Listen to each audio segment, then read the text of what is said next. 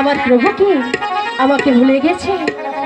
না, আমার প্রভু আমাকে কিছুতেই ভুলতে পারে না। ওগো প্রভু, আপনার ভক্ত মহামণি যে আপনাকে ডাকছে প্রভু, আপনি কেন সাড়া দিচ্ছেন না প্রভু? আমি কি কোনো ভুল করেছি প্রভু?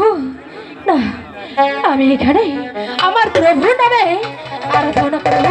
দেখি আমার প্রভু আমার ডাকে সাড়া দেয় কিনা।